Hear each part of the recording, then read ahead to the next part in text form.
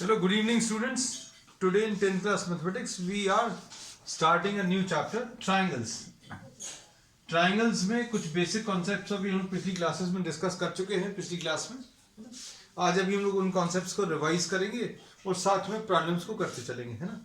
दो geometrical figures को similar कब बोलते हैं, कॉन्ग्रुएंट कब बोलते हैं, इन दोनों में डिफरेंस पहले बताएंगे। जैसे suppose if you are talking of two circles, तो ये इनको अभी हम लोग सिमिलर फिगर्स बोल सकते हैं। These are similar geometric figures. अब इसमें suppose if you are talking of any two squares, कोई भी दो स्क्वायर्स की अगर आप बात करें तो इनको अभी हम लोग सिमिलर कह सकते हैं। सिमिलर मतलब देखने में एक जैसे हैं। अब देखने में एक जैसे, the looks are identical, these can be defined mathematically. Mathematically इनको कैसे डिफाइन कर सकते हैं ये भी अभी हम लोग इसमें डिस्कस करेंगे। Suppose if you are having two equilateral triangles, these can be said to be similar, इनको सिमिलर बोला जा सकता है ना। अब इसमें अगर आप एक इक्विलैटरल ट्राइंगल और एक स्क्वायर ले लें तो ये सिमिलर नहीं है ना, इनमें कोई सिमिलैरिटी नहीं है। लेकिन अगर आप ये एक इक्विलैटरल ट्राइंगल ले लें और एक ये राइट एंगल ट्राइंगल ले लें तो इनमें भी सिमिलैरिटी एग्जिस्ट नहीं कर रही। तो सिमिलैरिटी के लिए एग्जैक्ट मैथमेटिकल डेफिनेशन अगर अभी हम लोग ले तो दो ट्राइंगल्स को या दो पॉलीगॉन्स को हम लोग सिमिलर तब बोलते हैं व्हेन दे आर इक्विएंगुलर। इक्विएंगुलर का मतलब क्या है, इनके करस्पॉन्डिंग एंगल्स इक्वल हो, मतलब इसका एक एंगल इसके इस एंगल के बराबर हो, इसका ये वाला एंगल इस एंगल के बराबर है, ये वाला एंगल इस एंगल के बराबर है और ये वाला एंगल इस एंगल के बराबर है। तो पहली प्रॉपर्टी बच्चों ये है कि दे शुड बी व्हाट, इक्विएंगुलर, है ना। फिर दूसरी चीज अभी हम लोग ये कह सकते हैं that corresponding sides are proportional. Proportional का मतलब क्या है, अगर आप इसमें देखें suppose for example, suppose this is 5 centimetre and this is suppose 7.5, तो 1.5 टाइम्स है तो ये 5 सेंटीमीटर होगा, ये भी 7.5 होगा। इस साइड का इस साइड के साथ रेशो, सपोज आपने इनको नाम दे दिया ABCD और ये PQRS, तो अब हम लोग इसमें क्या बोलेंगे बच्चों, इन दोनों ज्योमेट्रिकल फिगर्स को कॉन्ग्रुएंट बोलने के लिए angle A equal to angle P, angle B is equal to angle Q, angle D, angle C is equal to angle R and angle D is equal to angle S, ऐसा बोल सकते हैं। और फिर corresponding sides proportional मतलब क्या है, AB corresponding sides proportional का मतलब ये AB और PQ का रेशो और इसमें BC और QR का रेशो और इसमें RS और CD का रेशो और PS और AD का रेशो, ये रेशो सेम होंगे बच्चों। तो करस्पॉन्डिंग साइड्स बच्चों इसमें प्रोपोर्शनल होने चाहिए, एक ये भी चीज एग्जिस्ट कर रही है। तो there are two conditions which are required, दो कंडीशंस की जरूरत है for any two geometrical figures to be similar, है ना। इनफैक्ट ये जो अभी हम लोगों ने लिया है ये किसके लिए लिया है, फॉर एनी टू पॉलीगॉन्स के लिए। अब इसमें congruency is related to what, the equality. अगर कोई दो ज्योमेट्रिकल फिगर्स कॉन्ग्रुएंट हैं, मतलब एक geometrical figure exactly identical in shape and size to the other one, अगर एक ज्योमेट्रिकल फिगर लिया वो दूसरे के कॉन्ग्रुएंट है, मतलब उसका शेप और साइज दोनों आइडेंटिकल है। इसमें अभी हम लोग क्या बोलेंगे, similarity is related to what, similarity related to shape and congruency is related to what, size, है ना। तो इसमें अभी हम बोलेंगे अगर कॉन्ग्रुएंट हैं, कोई भी दो ज्योमेट्रिकल फिगर्स अगर कॉन्ग्रुएंट हैं तो उनके साइज एग्जैक्टली आइडेंटिकल होंगे, वो सिमिलर भी होंगे, है ना। कॉन्ग्रुएंसी का मतलब सिमिलैरिटी तो होता है, लेकिन सिमिलैरिटी का मतलब कॉन्ग्रुएंसी बिल्कुल नहीं निकाल सकते, है ना। तो अभी हम लोग जैसे जैसे प्रॉब्लम्स आगे बढ़ेंगे ये चीजें अभी हम लोग आगे कॉन्सेप्ट डिस्कस करते चलेंगे। अब इसमें सपोज अगर आपने दो इक्विलैटरल ट्रायंगल्स ले लिए तो दो इक्विलैटरल ट्रायंगल्स में बच्चों ये बोल सकते हैं ये एंगल इस एंगल के बराबर होगा। क्यों? Each of the angles of an equilateral triangle is 60 degrees. ये 60 तो ये भी 60 होगा। This angle is 60, this angle will also be 60 and this is 60 and this is also 60, है ना। तो इसमें अभी हम लोग कह सकते हैं कोई भी दो इक्विलैटरल ट्रायंगल्स हमेशा सिमिलर होंगे, कोई भी दो स्क्वायर्स हमेशा सिमिलर होंगे, कोई भी दो ट्रायंगल्स हमेशा सिमिलर होंगे, ठीक है। तो प्रॉब्लम्स ले लेना इस पर बेस्ड। फर्स्ट एक्सरसाइज देख लीजिए। फर्स्ट एक्सरसाइज छोटी सी है, वो भी लोग जल्दी से डिस्कस करके then will be moving on to what the next exercise.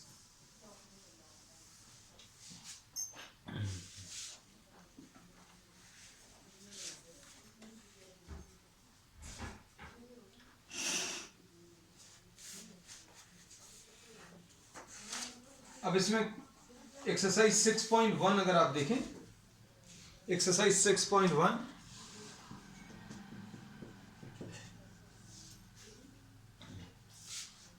fill in the blanks by using the correct word given in the brackets, है ना। fill in the blanks करना है। Question number 1 you have to fill up the blanks। Question number 1 में all the circles are congruent और similar। तो सारे circles बच्चों congruent होते हैं क्या? बराबर होते हैं? जरूरी नहीं। If you are considering these two circles, question number first, इसमें all the circles are what? Similar। Congruent मतलब एग्जैक्टली आइडेंटिकल इन साइज। तो बच्चों इसका साइज छोटा है, इसका बड़ा है, तो ये कॉन्ग्रुएंट नहीं है। These are similar. So this is what the first part. Second part देखो, सेकंड पार्ट में ऑल स्क्वायर्स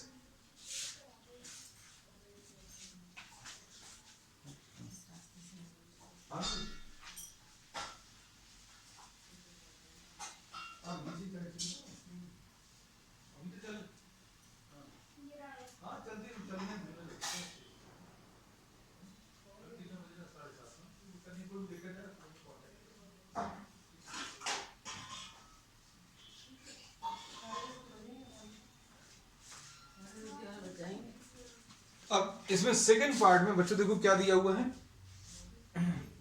ऑल स्क्वायर्स। तो स्क्वायर्स कैसे होते हैं बच्चों? स्क्वायर्स में कॉन्ग्रुएंसी तो नहीं कह सकते, लेकिन ये फिर से इसमें सिमिलर कह सकते हैं। ऑल स्क्वायर्स आर सिमिलर क्योंकि इसका ये एंगल इस एंगल के बराबर होगा, ये इसके बराबर होगा, ये इसके बराबर होगा, and this angle will be equal to this angle. Third part, all isosceles triangle equilateral triangles, all you have to fill up the type of triangles are similar। तो कौन से ट्राइंगल सिमिलर होते हैं ये बच्चों अभी हमने थ्योरी में भी डिस्कस किया, इक्विलैटरल एंड आइसोसेलेस। तो अब हम लोग इसमें क्या कह सकते हैं? All isosceles triangles are what? Similar। ऐसा कह सकते हैं। अब इसके बाद all equilateral triangles, हम बोलते भी जा रहे हैं सही और लिख गलत रहे हैं।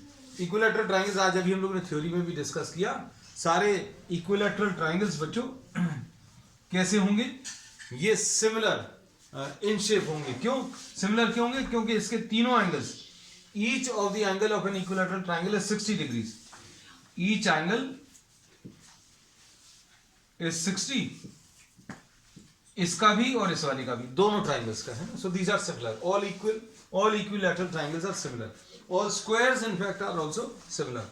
all regular hexagons are similar। all regular pentagons are also similar irrespective of their size। Size अलग अलग होगा तो सिमिलर होंगे, और साइज भी अगर सेम हो गया तो वो कॉन्ग्रुएंट होंगे, है। अब इसका fourth part, two polygons of the same number of sides. अब फोर्थ पार्ट में बच्चों, all polygons of the same number of sides are similar polygons similar कब होते हैं बच्चों? पॉलीगॉन्स आर सिमिलर कब बोलते हैं? When there corresponding angles are equal. Corresponding, इसमें ए पार्ट, करस्पॉन्डिंग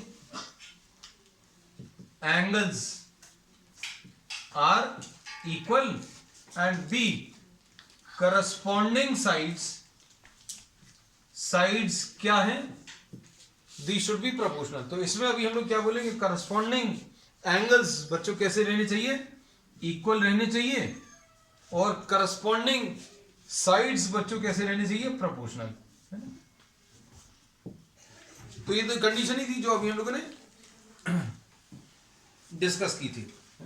अब इसके बाद नेक्स्ट इसका second question, give two different examples of pair of similar figures, है ना। तो ये भी अभी हम लोगों ने डिस्कस किया था, आज इसी प्रॉब्लम में भी डिस्कस किया। क्वेश्चन नंबर 2 है, जो फैक्ट अभी हम लोगों ने कॉन्सेप्ट्स को एक्सप्लेन करने के लिए थे, उसमें भी ये चीज बताई थी। Give two different examples of pair of similar figures.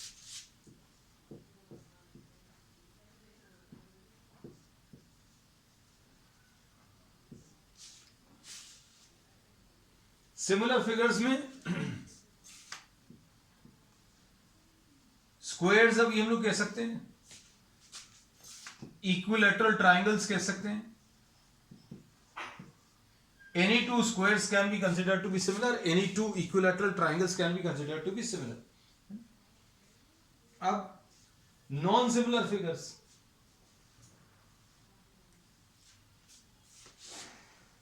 non-similar figures के एग्जाम्पल अगर आपको बताने हैं तो लो भाई, ये तो अभी हम लोग बता सकते हैं। ये तो अभी आप कुछ भी बना सकते हैं। ये एक ट्राइंगल लिया बच्चों, ये 60, ये 60 और ये 60, और ये वाला ले लो एक, ये 90 डिग्रीज। बस बाकी आप ड्रॉ नहीं भी करोगे तो भी चलेगा। सपोज आपने ले भी लिया, ये 45, ये 40, ये 50, या इसको 50 ले लो, ये 40 ले लो। These two are figures which are not similar.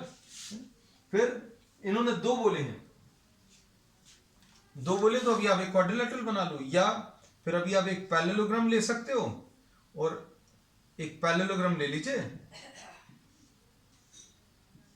और एक अभी आप रेक्टेंगल ले लो। तो बच्चों इसके चारों एंगल्स 90 डिग्रीज हैं, लेकिन इसके चारों एंगल्स अलग अलग हैं, है ना। तो बहुत सारे एग्जांपल्स पॉसिबल हैं डिसिमिलर फिगर्स के, non similar figures. Question number 3 देखो बच्चों। क्वेश्चन नंबर 3 में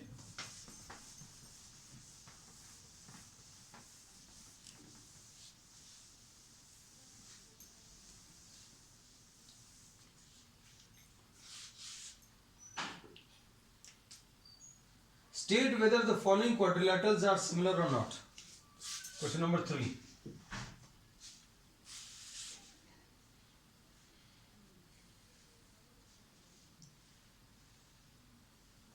अब इसमें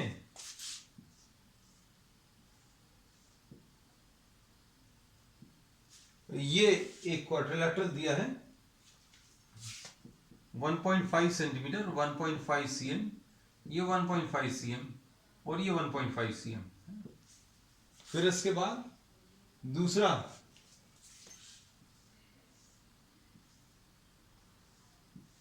थ्री cm, ये 3 cm, ये 3 cm और ये 3 सेंटीमीटर।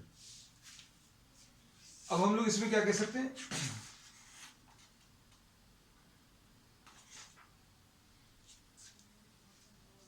इसमें देखो, इसमें अब हम लोग ये कह सकते हैं कि ये एंगल्स भी दिए हुए क्या बच्चों? एंगल्स नहीं दिए। इसमें देखो बच्चों, इसमें करस्पॉन्डिंग एंगल्स इक्वल नहीं होंगे, क्योंकि ये 90 डिग्रीज नहीं है, दिस इज स्मॉलर देन 90, ये 90 डिग्री से, ये ग्रेटर देन 90 है, और ये 90 है। तो हम लोग क्या बोल सकते हैं? These quadrilaterals, the two quadrilaterals are not equiangular. दोनों के करस्पॉन्डिंग एंगल्स सेम नहीं है, so the two quadrilaterals are not equiangular, ऐसा कह सकते हैं, है ना। और फिर इसके बाद करस्पॉन्डिंग साइड्स प्रोपोर्शनल है, करस्पॉन्डिंग साइड्स प्रोपोर्शनल है, करस्पॉन्डिंग साइड्स प्रोपोर्शनल है, मतलब हम लोग क्या बोलेंगे, देखो 1.5 divided by 3, 1.5 divided by 3, 1.5 divided by 3, all these are having the same ratio, इसका इसके साथ रेशियो, इसका इसके साथ रेशियो, इसका इसके साथ रेशियो और इसका इसके साथ ratio same, but these are not equiangular, therefore these are not similar, these two quadrilaterals are not similar, है ना। चलो चलिए अब इसमें बच्चों अभी हम लोग नेक्स्ट 6.एक्सरसाइज 6.2 स्टार्ट कर दे रहे हैं। 6.2 में अभी हम लोगों ने ये लास्ट क्लास में भी बताया था, आज फिर से रिपीट कर दे रहे हैं, क्या, basic proportionality theorem, basic proportionality theorem बच्चों, बेसिक प्रोपोर्शनैलिटी थ्योरम और इसका कन्वर्स,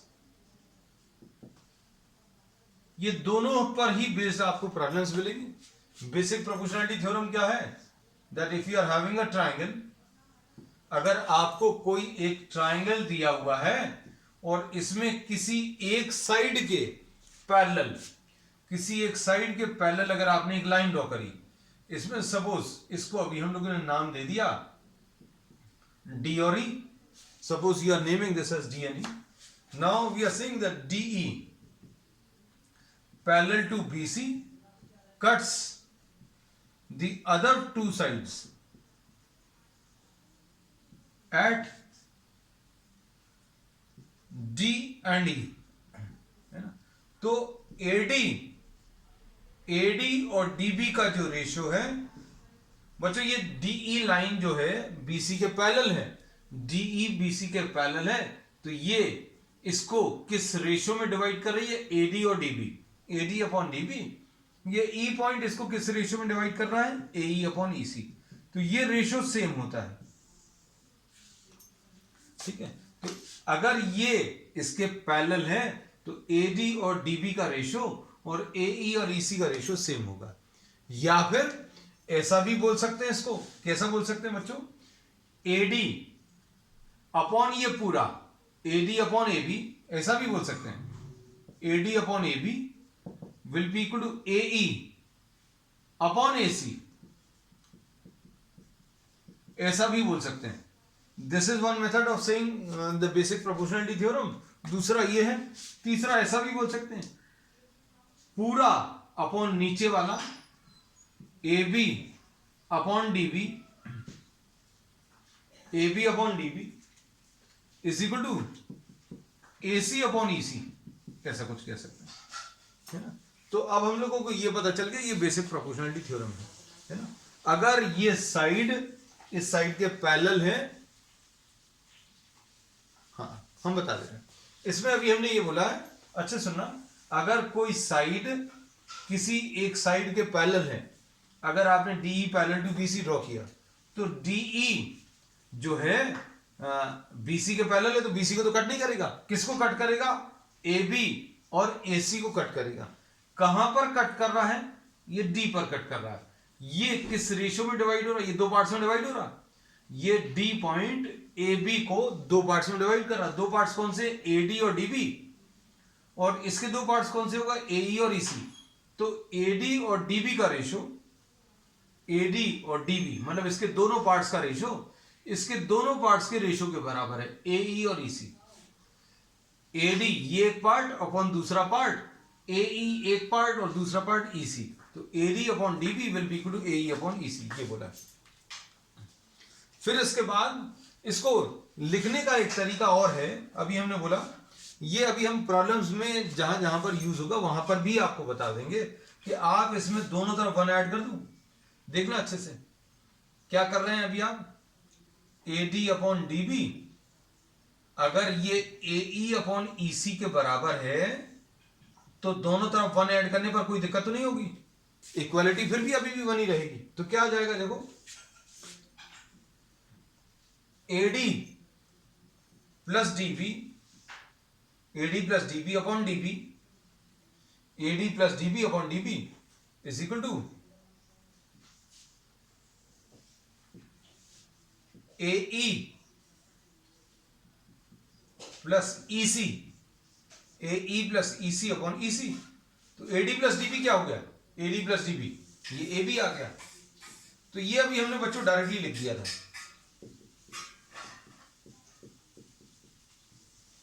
ये देखो ये लिखा हुआ है, ये लिखा हुआ sorry, AB upon DB is equal to AC upon EC है। तो इसमें लिखने का तरीका क्या रहेगा वो समझ लेना।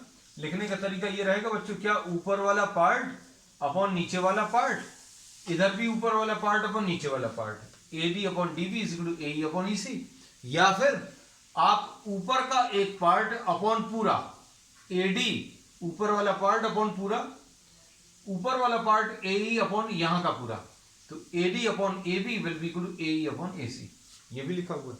या फिर पूरा अपॉन नीचे वाला part AB upon DB is equal to AC upon EC, ऐसा भी लिख सकते थे, ये भी लिखा हुआ है।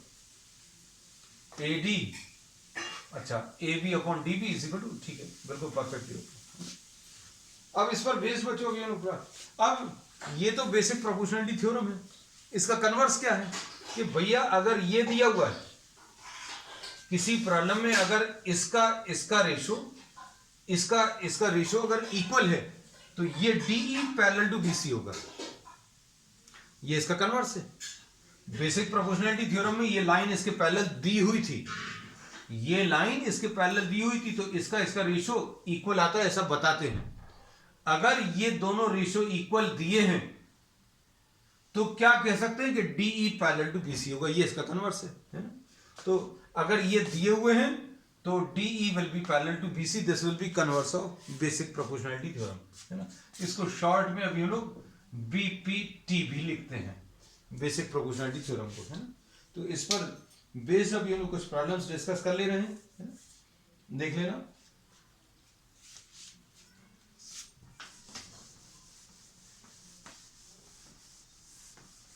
प्रॉब्लम्स करेंगे और अच्छे से क्लियर होगा सारी चीजें।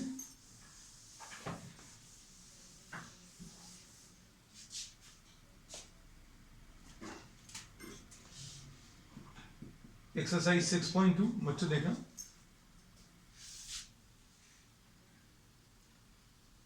in the given figure 1 and 2 DE is parallel to BC। बच्चों ये दिया हुआ है, ये ऐसा कुछ डायग्राम दिया है,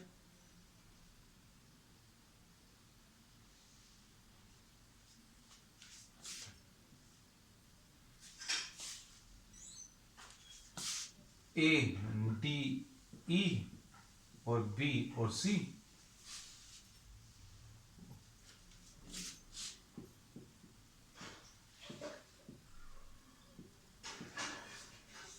और AE कितना है 1 सेंटीमीटर। अब क्या आपको बताना है,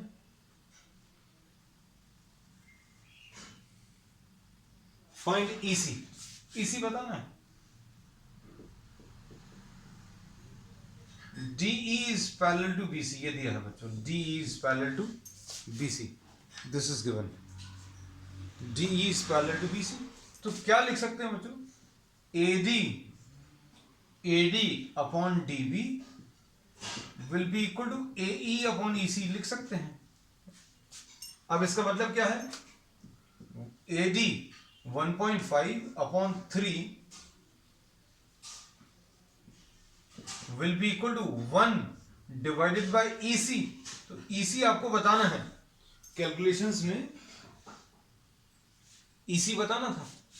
अब इसमें क्या होगा, 1.5 2 टाइम्स कैंसिल होगा, तो EC की वैल्यू 1 इंटू 2 यानी 2 सेंटीमीटर आ जाएगी, बस खत्म हो गया। इतना सा ही प्रॉब्लम है। अब इसके बाद सेकेंड पार्ट में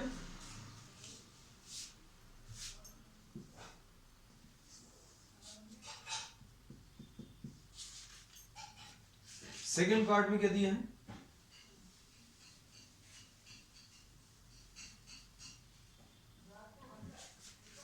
this is a triangle which is given, ये एक ट्राइंगल दिया हुआ है, इस ट्राइंगल का नाम क्या है, ए बी और सी। इसमें ये ए है, ये बी है, ये सी है, और इसमें ये डी और ई है ना।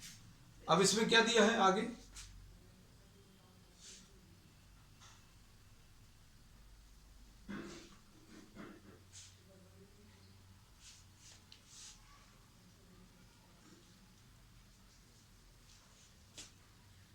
देखो एडी आपको कैलकुलेट करना है, AD is to be calculated. फिर इसके बाद ये 7.2 दिया है बच्चों, ये 7.2 सेंटीमीटर दिया है। फिर उसके बाद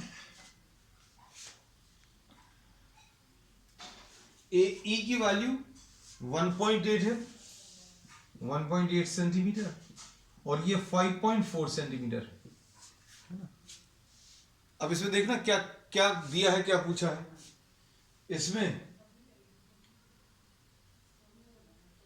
इसमें अब आपको एडी की वैल्यू पूछी, ठीक है, और आपको फिर से दिया हुआ that DE is parallel to BC, DE parallel to BC दिया है। अब बेसिक प्रोपोर्शनलिटी थ्योरम से क्या बोल सकते हैं, AD upon DB will be equal to AE upon EC, ऐसा लिख सकते हैं। अब देखना ध्यान से, एडी अपॉन डीबी यानी 7.2 is equal to AE 1.8 divided by 5.4, ऐसा कुछ आएगा।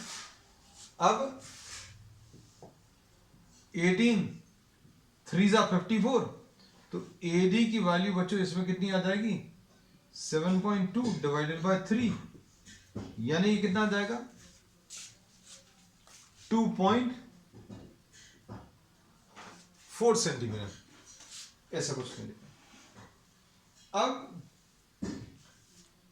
इसमें सेकेंड क्वेश्चन में आपको ये बताना है, आपको ये चारों चीजें दी हुई हैं, आपको ये बताना whether this line is parallel to the third side और नॉट। तो ये अब हम आपको डायग्राम दे दे रहे हैं और वैल्यू जो दी है वो भी मार्क कर दे रहे हैं। क्वेश्चन नंबर 2 देखो,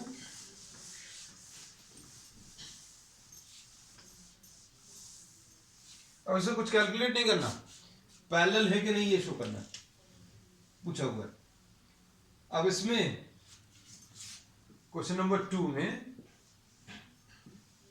ये P, Q एंड R है और यहां पर E और F है ना। अब फर्स्ट पार्ट में इन्होंने क्या दिया हुआ है बच्चों, देखना PE 3.9 है फर्स्ट पार्ट में, ये फर्स्ट पार्ट लिखा हुआ है, अभी नंबर यहां पर डला हुआ है।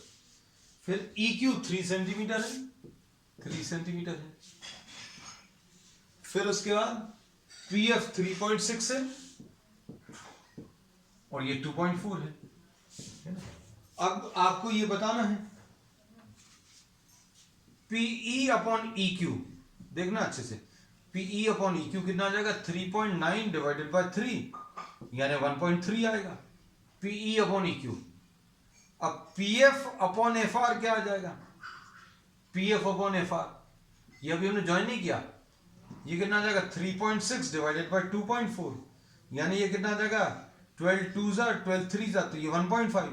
तो बच्चों ये PE upon EQ is not equal to PF upon FR, therefore EF is not parallel to QR। ये फर्स्ट पार्ट का आंसर है। अब उसके बाद नेक्स्ट पार्ट में PE। अब सेकंड पार्ट बच्चों देखो, हम डायग्राम नहीं ड्रॉ कर रहे हैं, फिर से PE की वैल्यू कितनी दी हुई है, PE की वैल्यू 4 है, Q क्यू ई की वैल्यू कितनी है? क्यू ई की वैल्यू 4.5 है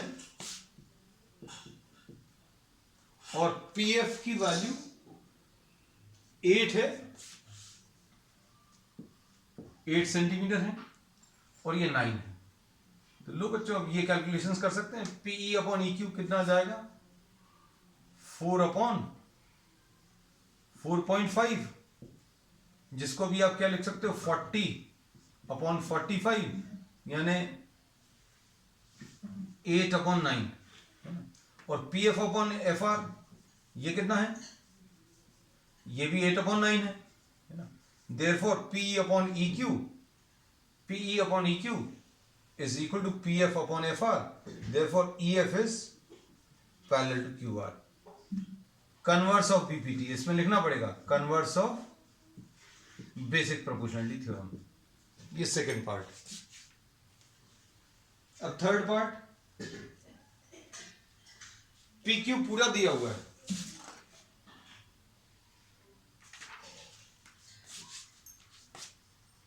अब देखना PQ पूरा आपको दिया हुआ है।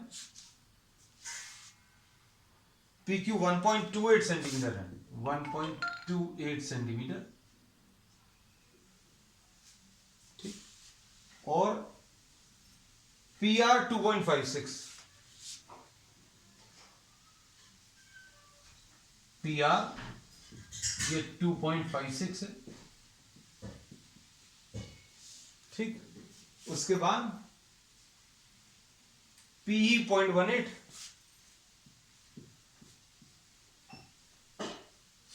और PF 0.36 है ना। तो अब क्या लिख सकते हैं बच्चों? देखो, इसमें ये पूरा अपॉन ये वाला चेक करके देखो, लेकिन लिखेंगे कैसे?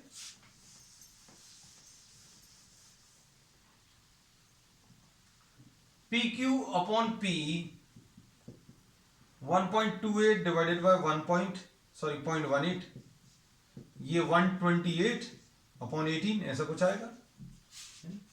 इसको सिंप्लीफाई करो तो ये 128 डिवाइडेड बाय 18 सॉल्व करने पर 64/9 आएगा।